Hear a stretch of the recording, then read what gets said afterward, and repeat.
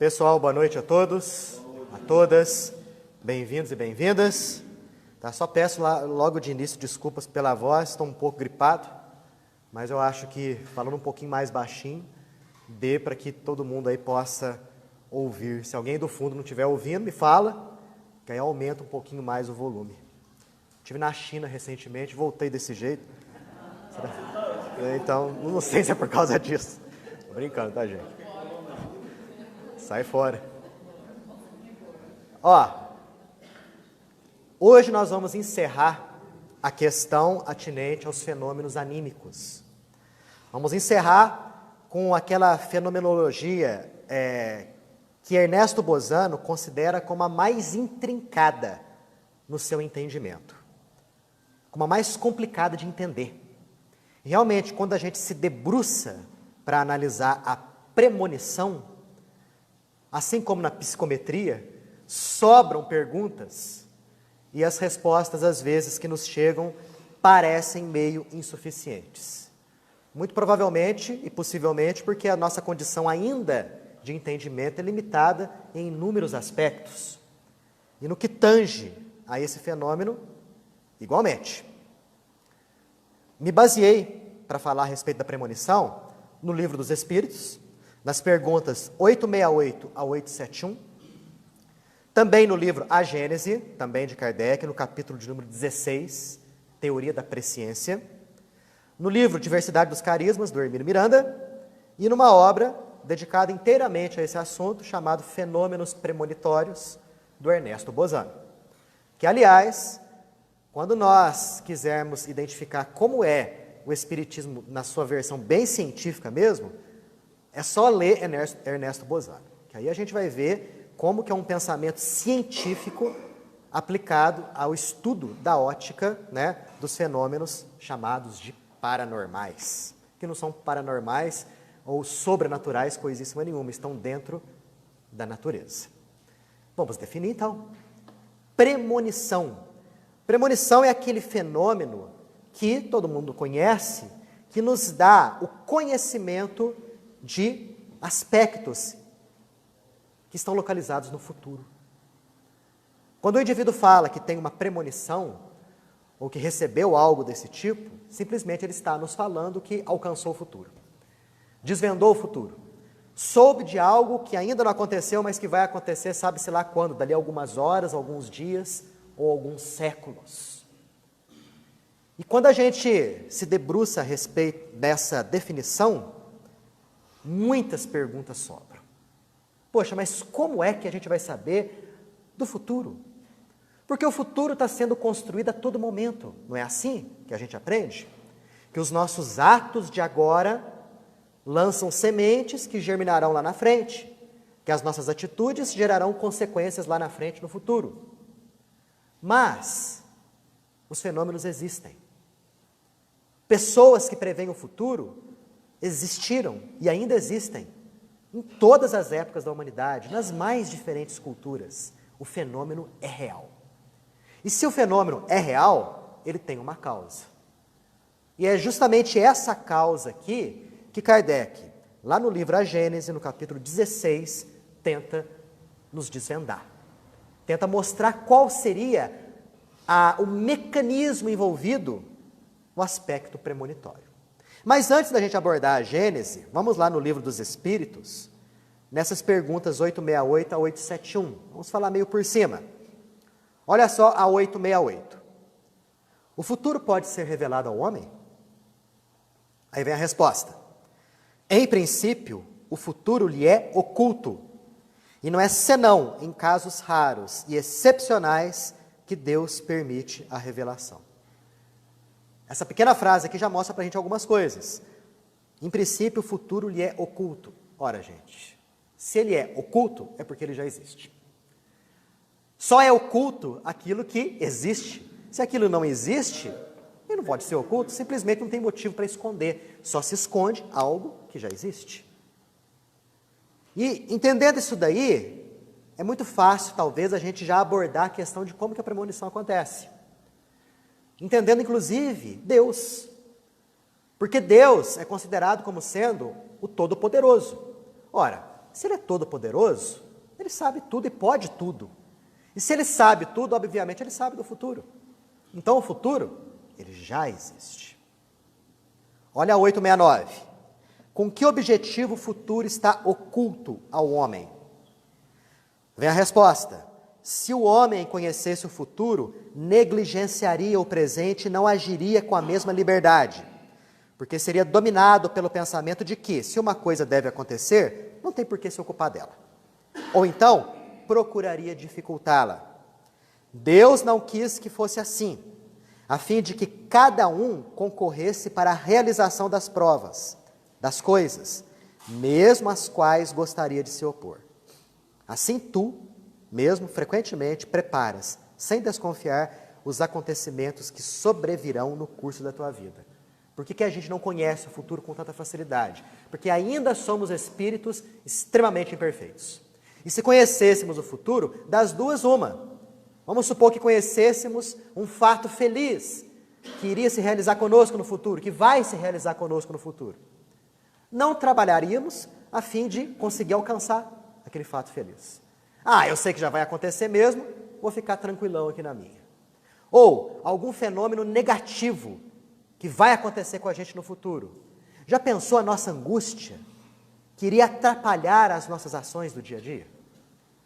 Então, se Deus nos oculta os fenômenos futuros, obviamente, Ele faz isso por conta da nossa ainda inferioridade moral.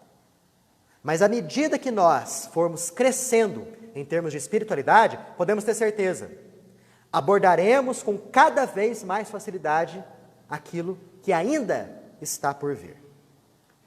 Olha 870. Visto que é útil que o futuro seja desconhecido, por que Deus algumas vezes permite a sua revelação? E aí vem a resposta. Ele o permite quando esse conhecimento prévio deve facilitar a realização da coisa em lugar de dificultá-la, obrigando a agir de modo diverso do que se faria sem esse conhecimento. Então, às vezes, permite-se que alguns fenômenos nos sejam revelados a fim de que nós possamos agir de certa forma com o objetivo de fazer com que aquilo realmente possa se realizar. As perguntas 870 e 871 giram basicamente em torno disso daí. Não vou lê-las, depois vocês vão pegar o Livro dos Espíritos nas suas casas, vão dar uma olhadinha nessas duas perguntas aí. Mas gira basicamente em torno disso daí. Que há situações em que o conhecimento do futuro é permitido, nos é revelado. Os fenômenos premonitórios, portanto, são uma realidade. Eles acontecem, eles existem. Mas, poxa, como a gente vai compreender isso daí? Qual seria o mecanismo? Porque o nosso tempo, ele é dividido de maneira muito certinha, né? Podemos compreender e compreendemos de maneira muito adequada o passado, o presente e o futuro.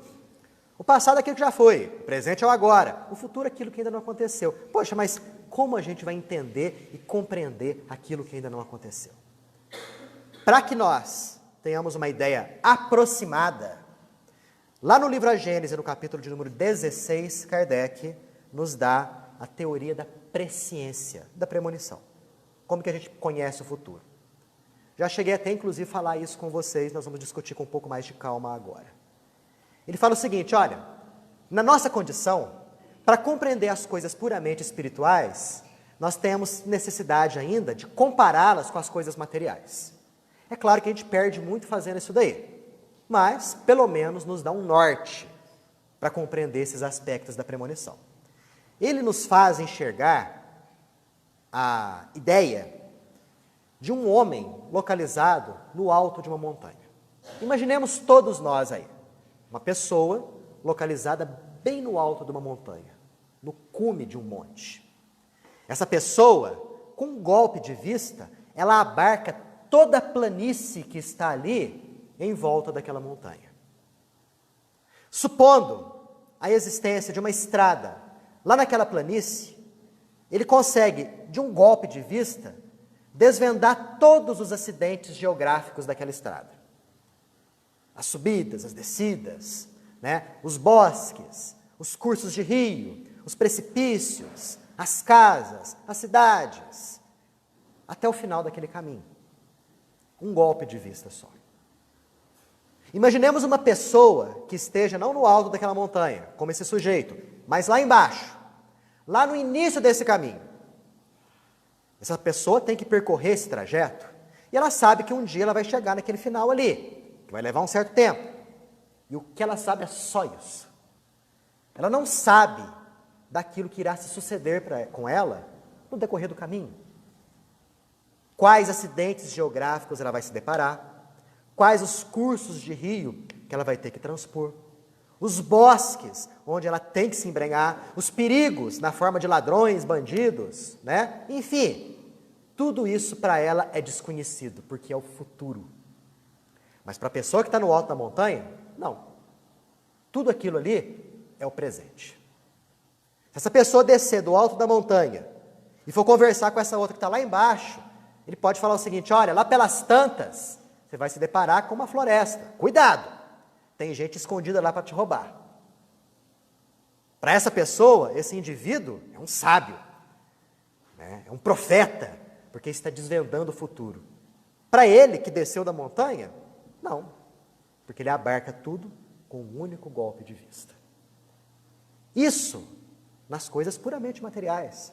Agora vamos buscar a comparação com as coisas espirituais.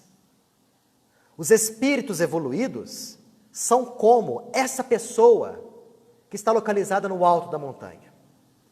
Para aqueles desmaterializados, ou seja, evoluídos, passado, presente e futuro se fundem talvez numa única coisa. Quanto mais evoluído ele é, mais ele consegue, com um golpe de vista, abarcar tudo isso daí. Assim como o homem no alto da montanha vê todo o caminho, os espíritos desmaterializados, eles abordam a questão do passado, do presente e do futuro com um só golpe de vista. Como se estivessem realmente conhecendo e sabendo tudo aquilo que irá se suceder, não somente com um indivíduo, não somente com uma única nação, mas com um planeta todo ou com um sistema solar todo. E nós sabemos que existem espíritos dos mais diversos níveis de desmaterialização. Jesus, para a gente, é o máximo, o auge. E nós sabemos que existem espíritos superiores ao próprio Jesus. Imaginemos Deus, por exemplo, que é o criador de tudo que existe, o criador do universo. Para ele, é tudo uma única coisa. O criar de um planeta e a destruição desse mesmo planeta, bilhões de anos depois, acontece num átimo de segundo. Para ele, o universo é simplesmente um único momento.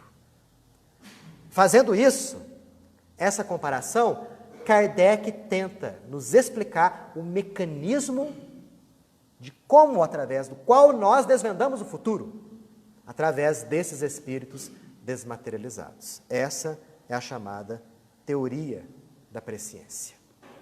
Então, algumas pessoas têm essa capacidade. Imaginemos um espírito de alta envergadura moral reencarnando aqui entre nós.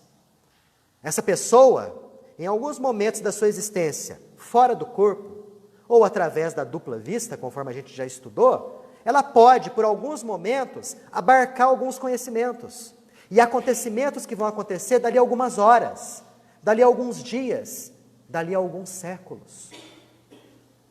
Essa mesma pessoa pode, inclusive, receber a inspiração de espíritos superiores numa missão de desvendar à humanidade o futuro. E aí nós vemos o surgimento de inúmeros profetas, os quais existem em abundância, por exemplo, nas páginas da Bíblia. Aí nós entendemos como que Jesus pôde, com tanta facilidade, abarcar o futuro, espírito superior como ele era e é. E aí nós entendemos como que Nostradamus pôde compreender vários aspectos do futuro que ele muitas vezes velou sob uma forma enigmática nas suas famosas centúrias. Justamente, quanto mais evoluído, menos o tempo pega para essa pessoa. É como se tudo fosse, aos poucos, paulatinamente, se tornando um único momento. Sobre isso daqui, perguntas, observações? Sim.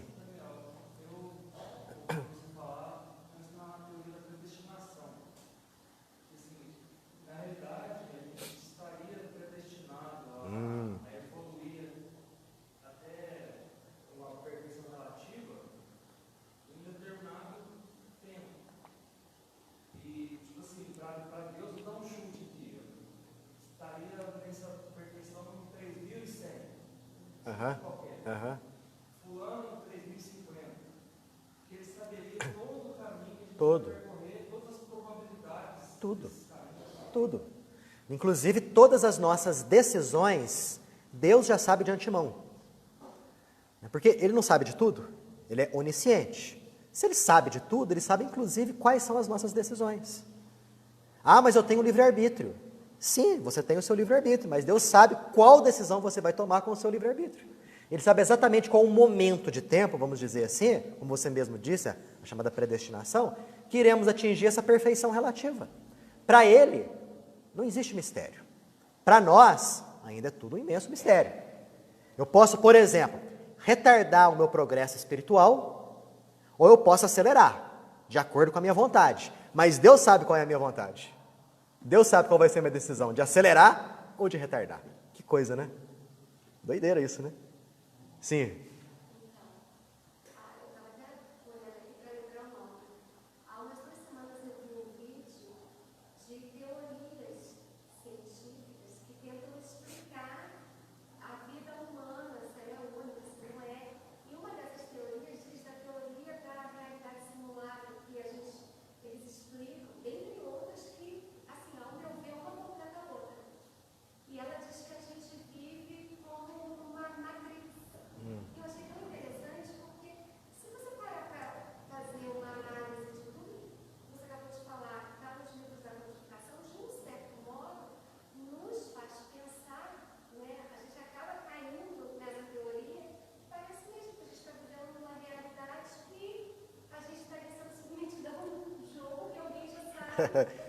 Exato, né?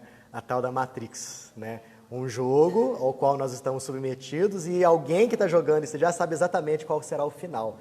A gente pode transplantar esse tipo de conhecimento para aquilo que o Espiritismo nos mostra, né? Aliás, os próprios hindus já nos falavam isso muito antes, né? A respeito do Maya, que seria a ilusão da matéria. Aquilo que nós vemos e sentimos e tocamos, e que nós prezamos tanto, nada mais é do que uma coisa ilusória. E a física prova hoje que a própria matéria é algo ilusório, né? Porque é formada na base, na essência, por energia condensada, por energia coagulada. E a verdadeira realidade nossa não é uma realidade material, é uma realidade espiritual. E o plano disso tudo já está totalmente concebido por Deus. Ele criou esse plano, Ele sabe exatamente como que a coisa vai funcionar e como que a coisa vai andar. Ele sabe exatamente todas as peças desse tabuleiro, desse jogo. E exatamente como cada peça vai agir. Em tal ou qual momento. Quando a gente estuda isso, parece que a gente cai numa ideia meio fatalista da vida, né? Poxa, quer dizer que já está tudo pré-determinado? Quer dizer que nós, e passa essa mensagem, né? Seríamos mais ou menos uns autômatos, alguns robôs, em que todas as nossas ações já estão ali previamente determinadas, com o objetivo de nós alcançarmos algum objetivo. Cadê o nosso livre-arbítrio? É uma coisa meio desoladora isso, né? Saber que todas as suas ações alguém controla. Será que é isso mesmo? Será que essa hipótese fatalista, ela existe? Vem a resposta. Sim e não. As duas coisas. O Ernesto Bozano, nessa obra, que eu até incito vocês a consultar, ele nos fala o seguinte, que não existe nem livre-arbítrio, nem determinismo absolutos, mas liberdade condicionada. Que à medida que nós vamos evoluindo e crescendo espiritualmente, nós vamos ter maior poder de ação, maior liberdade de decisão. Enquanto somos, entre aspas, crianças espirituais, os mentores, os benfeitores nos guiam pelos caminhos da vida. Existe aí maior dose de fatalismo. Mas à medida que vamos crescendo em termos espirituais, vamos nos libertando dessas nossas babás e vamos tendo cada vez mais liberdade de ação, de agir e de pensar. Mais uma vez a ciência, porque a física quântica, quando vai fazer aquela teoria da observação, ela mesmo demonstra que o átomo se comporta de forma diferente quando é observado. Exato. E aí a gente lança a coisa para Deus, né? Porque na teoria quântica existem inúmeras probabilidades de um evento acontecer. E aí existe um certo colapso em que um elemento ali, né, um evento ali acontece. Deus, na sua onisciência, sabe de todas as probabilidades. E Ele sabe exatamente qual delas vai entrar em colapso e vai acontecer. A gente começa a perceber que a física atual, cada vez mais, está entrando em contato com a teoria da espiritualidade maior. Cada vez mais. Eu acho que assim, a grosso modo, você vai seguir um caminho e vai te podando por aquelas arestas. Mas chega um ponto que você mesmo começa a se podar, porque você tem mais ou menos um alvo formado. Muito bem. E você mesmo se poda. Exato. Por exemplo, um dia ele era pequenininho, ele me perguntou assim: mãe, eu tenho medo de ser mal, de um dia eu me tornar uma pessoa má. Eu falei: não tem como você se tornar uma pessoa má se você não é má. Aí, não, mas você mataria cachorro? Claro que não. Entendeu? Não tem como você fazer uma ação assim, agora hoje eu vou uma pessoa má, se você não tem essa tendência. Exato, claro. Eu acho que é uma coisa. Perfeito. Aos poucos, como você mesmo disse, Nathalie, de acordo com a nossa evolução, nós vamos andando e caminhando com as próprias pernas. A gente pode pegar realmente o exemplo da criança pequenininha e do adulto. Enquanto somos bebês, os pais fazem de tudo para nós. Não é verdade? Aí nós estamos andando os primeiros passinhos, né? Para sair tem que ser com os pais. Os pais levam a gente para onde a gente quer, para onde eles querem, né? Para tomar vacina, para passear, para numa festa. Mas à medida que aquela criança vai se desenvolvendo e vai se tornando um jovenzinho, um adolescente, um adulto, ele vai se libertando dessas asas paternas. E vai tomando maior chance de decidir a respeito do seu próprio destino. É mais ou menos essa a ideia da evolução nossa, né? Em que nós nascemos simples e ignorantes. E vai chegando um certo momento do nosso nível evolutivo em que vamos nos conscientizando de que a nossa felicidade depende da nossa conduta. E é justamente aí que os nossos benfeitores vão deixando a gente caminhar com as próprias pernas. Porque aí a gente vai entendendo o mecanismo da vida. Poxa, se eu fizer alguma coisa ruim, vai vir uma consequência negativa. Aí eu vou me podando, como você mesma disse. Se eu fizer uma coisa boa, opa, consequências positivas. Vou investir nisso daí. O Bozano, ele dá uma ideia bastante interessante dessa questão aí de liberdade condicionada. Ele fala o seguinte: olha, é como se todos nós estivéssemos num navio. Quando você está dentro de um navio, singrando aí pelos mares, o objetivo é traçado pelo comandante do navio, pelo capitão. Você não tem, vamos dizer assim, força, né, ou vontade de mudar o itinerário daquela rota. Não tem. Porque já está traçado pelo capitão. Mas dentro daquele navio você pode fazer o que você quiser. Você pode ajudar as pessoas, como você pode prejudicar. Você pode ser um preguiçoso, como você pode agir ali de maneira benéfica para muitos. É mais ou menos essa a ideia, em que Deus seria o capitão disso tudo, e Ele quer, porque esse é o nosso destino, que atinjamos a perfeição. Agora, nesse meio caminho, podemos, através da nossa força de vontade, agir bem ou agir mal. E aí nós podemos acelerar ou retardar a nossa felicidade. Mas nós estamos nesse barco. E se Deus quer que atinjamos a perfeição, nós vamos, porque a vontade dele é soberana. Não é a nossa vontade que é fraca, vacilante, trôpega. Mas a vontade divina é a vontade do Todo-Poderoso. Se Ele quer que você seja perfeito, você vai ser perfeito. Agora, quando isso vai acontecer, só Ele sabe. Nem nós sabemos. Só Deus sabe. Então, essa hipótese fatalista, ela existe? Existe. Mas temos que conciliá-la com a questão reencarnatória. Temos que conciliá-la também com a questão das influências dos benfeitores espirituais. Normalmente, o fatalismo acontece em situações em que você não tem a vontade necessária para intervir. Por exemplo, queda de um raio. Você tem ali a premonição de que alguém vai morrer vítima de um raio. a sua vontade vai fazer o raio aparecer? Não vai. Ou vai acontecer um terremoto, vai dizimar uma cidade. A sua vontade faz o terremoto acontecer? Não. Existe um fatalismo aí. Ou, de repente, você teve uma premonição da queda de um avião, 250 mortos. A sua vontade fez o avião cair? Não. Vai fazer? Também não. Então, existem certos fatos que a gente percebe que existe alguém por detrás, alguém nos bastidores, que está ali fazendo com que as situações realmente aconteçam. Nesse livro do Bozano, ele nos dá mais de 100 casos de premonição, em que ele divide em 3 grupos e cada grupo em subgrupos. É muito bem feito, muito bem escrito o livro. Fantástico. Ele nos dá vários exemplos de situações premonitórias. E algumas delas dentro da hipótese fatalista. Por exemplo, ele cita o caso do indivíduo que foi numa reunião mediúnica e o médium, na verdade era um sonâmbulo, de repente começa a falar a respeito de um grande terremoto que ia acontecer na cidade de São Francisco. Isso foi em 1906. Ele falando o seguinte, olha, o sonâmbulo falando, vejo uma grande convulsão das forças da natureza. Estou vendo aqui diversas pessoas morrendo, prédios desabando, confusão geral. Isso vai acontecer dentro de pouco tempo. Não sei precisar quando, mas vai acontecer. Isso foi num mês.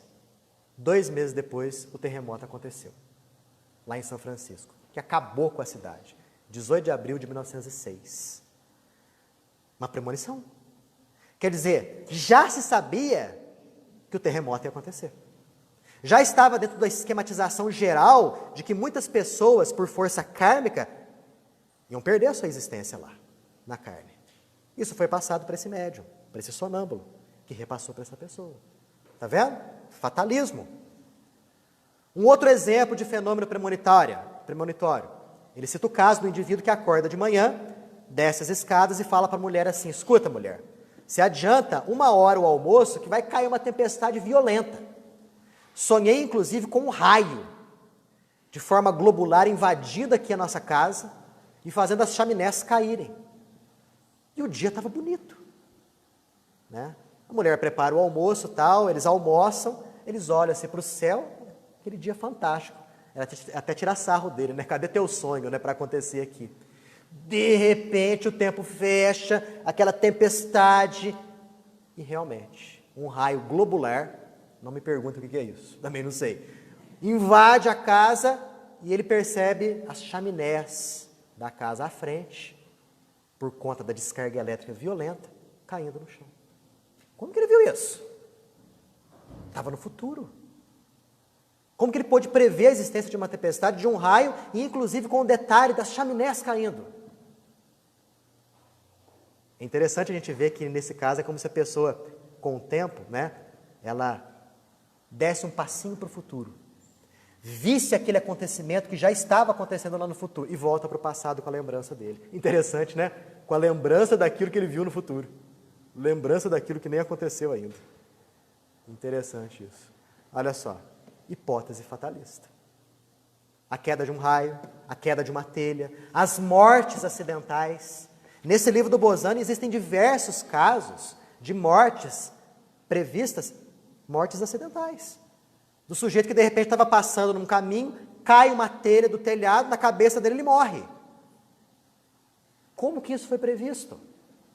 Como que isso foi visto lá no futuro? É aquela história do sujeito que está no alto da montanha. Vários outros casos também, em que, por exemplo, a reencarnação surge como explicação em termos kármicos. Bozano explica o caso de uma gestante. A mulher, isso, comecinho do século XX, ficar grávida e dar à luz era um problema. Porque de cada 10 mulheres, uma expressiva percentagem morria por conta disso. Então, ele cita o caso de uma mulher, gestante, estado avançado de gravidez, e a gravidez inteira ela estava na cabeça de que ela ia morrer no parto. Se aproximando, o ventre se avolumando, uma bela noite ela sonha que ela estava na cozinha da casa dela, e de repente entra o pai, que já havia morrido há 11 anos, conversando com a mãe. E ela não soube definir muito bem a conversa dos dois, mas lá pelas tantas o pai pega um grande calendário, mostra para a moça e aponta o número 22. E nisso ela acorda. Aí ela vem com aquela ideia, poxa, no dia 22 vai nascer o neném. Isso foi no dia 10. 2 dias depois o neném nasce, dia 12. E todo mundo tirando sarro dela. Poxa, você achou que era o 22? É só um sonho, né? E o médico regularmente visitava essa pessoa. Todos os dias ela estava muito bem. No dia 21, do nada, ela perde os sentidos. No dia 22, ela morre. Como isso pode ser explicado? Se não através da hipótese reencarnacionista, que estava no karma dela desencarnar daquela maneira, daquele modo. Né? Ainda mais com a interferência de seres espirituais. Por isso que muitas pessoas sabem exatamente a data da morte, o momento que vai desencarnar, o momento que vai morrer. Quando eles estão fora do corpo, por capacidade própria ou por aviso de algum benfeitor, é falado para essa pessoa, olha, dia tal, momento tal, você pode dar tchau para o povinho lá de baixo, que você vai subir aqui. Por isso que muitos desvendam a data da própria morte. Bozano cita um outro caso, esse é fantástico. Uma previsão de morte com 18 anos de antecedência. O caso é o seguinte, nasceu uma menininha, quando estava com uns 2 anos de idade, uma vidente famosa foi visitar a família. E essa vidente entra em estado de transe e fala para a mãe da menina, olha, prevejo para essa menina, que tinha 2 anos só, uma vida de muitas alegrias e uma ocorrência trágica no futuro. Em 1907, isso, 20 anos antes, o caso aconteceu em 1887. Em 1907, daqui a 20 anos, você não deixa a sua filha sair de casa. Porque eu prevejo algo muito estranho para cima dela. Isso foi em 1887. A menina tinha 2 anos. Tudo bem. A menina cresceu, ficou muito bonita. Lá pelos 12 anos de idade, os pais colocam a menina num convento, a fim de que pudesse receber a orientação das freiras.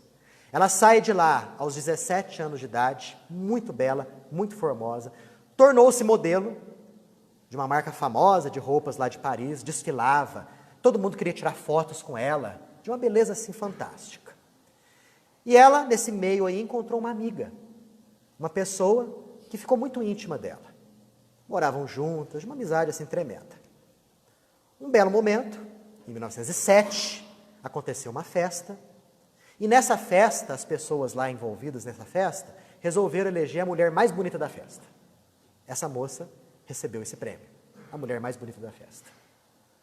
No dia seguinte foi encontrada morta. A amiga dela esfaqueou o coração da moça. Como que a vidente, 20 anos antes, pôde enxergar tudo isso? Que ela ia ter uma vida de muitas alegrias, com uma morte trágica no final. Que coisa, não? Como entender isso se não entender a resposta à questão reencarnatória? A questão relacionada ao futuro, ao karma que acontece com todos nós. Não é verdade? Até aqui, alguma pergunta? Alguma observação? Comentário? E aquelas previsões de Nostradamus, aquele John Tim, tem também da Helena Blavatsky. Então, muitas previsões, elas são envoltas em símbolos, em linguagem complicada, tinha a sua motivação naquelas épocas passadas. Kardec cita até Nostradamus nisso aí. Olha, se você pegar as profecias de Nostradamus, você pode interpretar do jeito que você quiser. Lá você encontra previsão para tudo que você bem deseja. Porque lá não é preto no branco. Agora, nos dias de hoje, essa linguagem oculta não tem mais a sua razão de ser. As profecias que acontecem nos dias de hoje, elas são muito bem colocadas. Preto no branco. Não são aquelas profecias que a gente vê no começo do ano, né? Do tipo, olha, esse ano que vai acontecer agora, um avião vai cair. Gente, sempre um avião cai. Né? Alguém famoso vai morrer. Alguém famoso sempre morre. Um monte de gente morre. Isso não é previsão. Eu posso fazer isso. Todo mundo aqui pode fazer isso. Mas existem casos muito bem documentados e registrados em cartório, inclusive. Muitos desses casos que Bozano nos conta nessa obra foram registrados em cartório, antes da ocorrência dele. Teve um caso interessante de uma moça, era empregada doméstica, e era noiva de um sujeito muito doente. E esse sujeito acabou morrendo. 2 anos depois, ela sonha com esse sujeito. Ela estava do lado de um poço, o sujeito chega até ela e fala o seguinte: olha, guarda bem esses 4 números. E ele cita os 4 números para ela. Repete comigo os 4 números. Ela repetiu. De repente ela acorda. Um sonho muito vivo. O que ela fez? Jogou na loteria. O que aconteceu? Ganhou 300 mil francos. E esse caso foi documentado. Quer dizer, sonhos em que os números da loteria surgiram para essa pessoa. Aí você fala, poxa, por que ela e não eu? Eu nunca sonhei com os 6 números da Mega Sena. Sempre que eu jogo, o máximo que eu acerto é 1. Né? Mas no caso dela, possivelmente, já estava na programação kármica a questão da riqueza. Né? E isso aconteceu justamente também para abalar o ceticismo das pessoas ao redor daquela pessoa. Porque muitos, com isso, começaram a pensar a respeito de uma realidade. Poxa, será que existe uma realidade depois da morte mesmo? Né? Essa é a explicação, inclusive, para aquelas premonições de coisas insignificantes, que não tem sentido nenhum você relacionar com reencarnação. Todo mundo já teve isso, ou muitos tiveram. Você tem a sensação do déjà vu. De repente você está conversando com a pessoa e tem aquela sensação de que, poxa, mas espera aí, eu já me lembro de ter conversado com essa pessoa, do mesmo modo, ela vestida com essa roupa, a respeito desse assunto. Déjà vu. Será que até isso está na nossa programação reencarnatória? Claro que não. Ou de repente você está andando na rua, pensa numa pessoa que você não vê há 20 anos, virando a esquina, você dá de topa com essa pessoa. Programação reencarnatória? Será? Por que essas premonições acontecem? Bozano cita casos interessantes. Ele cita o caso de uma moça que um dia sonhou que estava no parque com a irmã, vê um grande broche num banco. Ela pega esse broche e dá de presente para a camareira. Esse foi o sonho dela. No dia seguinte, ela acorda, conta o sonho para a irmã. E a irmã fala, poxa, eu estava querendo chamar você justamente para fazer um passeio no parque tal, que era esse parque com o qual ela sonhou. No dia seguinte as duas foram. E lá pelas tantas, num banco, o que elas encontram? Um broche. A irmã dela, que era mais velha, quis ficar com o broche. A sua irmã mais velha fica comigo. Mas depois de um certo tempo, deu para a moça, que passou para a camareira. Fenômeno insignificante, que não tem valor nenhum, não tem significado nenhum. Mas por que aconteceu? Por que esses fenômenos acontecem? Como aquele caso do indivíduo, que Bozano também cita aqui, que sonhou que um belo dia tocou a campainha da sua casa, era a governanta do prédio, a síndica do prédio, falando o seguinte, olha, o chefe de polícia mandou você sair do seu apartamento porque você estava com a luz acesa depois das 21 horas. Esse foi o sonho dele.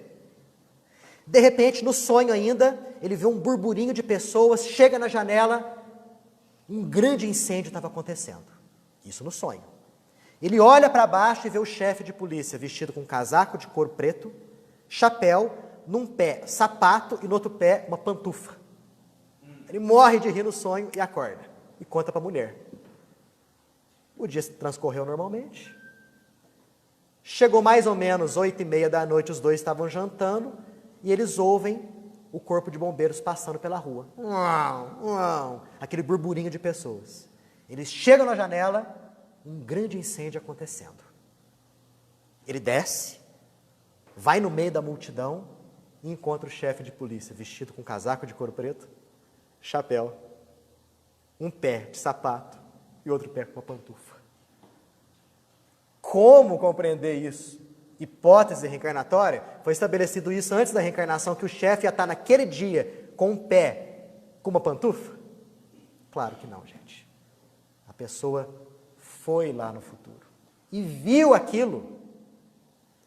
Há casos que os próprios benfeitores espirituais, para nos incutir aquela ideia de algo a mais na vida, eles tramam situações. Por exemplo, eles jogam na nossa cabeça uma certa situação. E depois eles fazem aquela situação acontecer. Então, quando nós temos aquela sensação do déjà vu, poxa, eu me lembro de já ter conversado com essa pessoa sobre esse assunto e ela está vestindo com uma roupa vermelha. É porque os benfeitores espirituais, muito provavelmente, através de sugestões que nós acolhemos e achamos que são nossas ideias, eles constroem tais situações para nos incutir a ideia de algo misterioso na vida, para abalar o nosso ceticismo e para nos mostrar que realmente pode existir algo além dessa vida material. Seria premonição você entrar no sonho da pessoa? Por exemplo, eu sempre conseguia sonhar com as coisas que vão acontecer, quando eu estava baixando e ele mas aconteceu exatamente e coisas que eu não tinha como evitar. Porém, de uns tempos, coisa, eu passei a entrar no sonho dele, acordava de manhã, você sonhou com isso, isso e isso. E aí, e sonhos assim, alguns muito indiscretos, outros nem tanto. Eu falei, pô, se sou eu com isso, Alexandre, ele é assim, sabe? Como que você entrou no meu sonho? E algumas situações até de pesadelo também, que eu acordei molhadinho de suor, e ele olhando pra mim, você teve pesadelo, e ele sonhou exatamente o que eu sonhei, porém eu contei e ele falou. E aí foi até um marco assim que ele passou, vamos assim, a robustecer mais a fé dele. Seria para mim? Seria para mim? Você notou que depois desse robustecer da fé, o negócio diminuiu? Esses fenômenos cessaram? Aí. A gente percebe então que existe o quê? Um objetivo nisso tudo. Porque pode parecer para nós que são fenômenos aleatórios, meio sem porquê e meio sem sentido, às vezes muito insignificantes. Mas existe um propósito importantíssimo nisso tudo. E o propósito é justamente esse, nos despertar para o aspecto espiritual da vida. Aí corrobora o que o Rosano fala. Sim, exatamente. Exato. Porque dependendo do fenômeno, tem uma explicação própria, específica. Eu tenho visto na internet, uma é a Mônica Medeiros e o outro eu não lembro o nome. E eles estão fazendo muita coisa.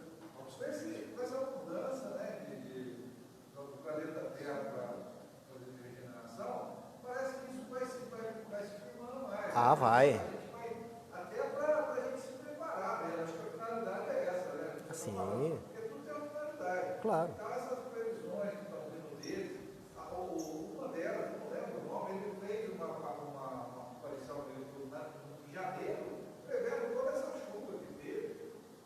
E nessa mesma, ele está prevendo vários tsunamis para esse ano, aí no Japão. Entendi. Então, acho que é para a gente já ficar alerta, né? Começar a pensar. Sim. Essas premonições, como a gente comentou aqui, têm essa finalidade de aprendizado, inclusive serve para que nós nos preparemos a respeito das coisas que ainda hão de vir, que vão acontecer. E psicologicamente falando, mentalmente falando, porque nós sabemos que como estamos num processo regenerativo, nós estamos passando de um grau baixo para um grau um pouquinho mais elevado, muitas convulsões vão acontecer. Tanto aquelas convulsões relacionadas ao aspecto físico do planeta, quanto aquelas convulsões de ordem social. Então essas premonições servem para nos dar o alerta, mais ou menos do tipo, se preparem, façam o melhor possível, contribuam da melhor forma possível, que isso é bom, não somente para você, mas para aqueles também que estão ao teu redor. Né? Tudo tem um porquê, um objetivo, uma razão de ser. Ok? Algo mais a respeito disso aí tudo? Pessoal, sim, fala, Rosa. Muitas vezes o plano espiritual mesmo vem avisar, dá uns avisos para a gente e a coisa acontece. Muitas vezes através do sonho, ou você está sonolento e vê a imagem que realmente acontece, por exemplo, acidentes, essas coisas, sabe? Comigo já aconteceu isso. Assim, aconteceu mesmo. E também não entendi por que vieram avisar para mim. Então, no caso das mortes e dos acidentes, as premonições de morte e acidente, na grande maioria dos casos, essas premonições elas não evitam a morte da pessoa. E uma pequena fração dos casos evita. Então, naqueles casos em que não evita, é justamente para poder preparar o espírito do indivíduo para aquele acontecimento, para que não haja um abalo muito grande, um choque muito grande. E em muitas dessas previsões, o que acontece? A pessoa que está tendo a previsão, ela desvenda, assim, os contornos do acontecimento, mas não sabe exatamente como vai acontecer, que data vai acontecer, com quem vai acontecer, que jeito, só pressente, poxa, alguma coisa ruim aí vai acontecer. Né? Agora, há casos que realmente o negócio acontece de maneira bastante nítida, a pessoa é alertada e o acidente é evitado. Aí se pergunta, poxa, mas por que isso acontece? Justamente para incutir nas pessoas ao redor a existência de algo superior na vida, algo espiritual. Nesse livro do Bozano tem casos de previsão de acidentes que fenômenos premonitórios. Ernesto Bozano. Semana que vem a gente continua fenômenos de efeito físico, acabou animismo, efeito físico agora.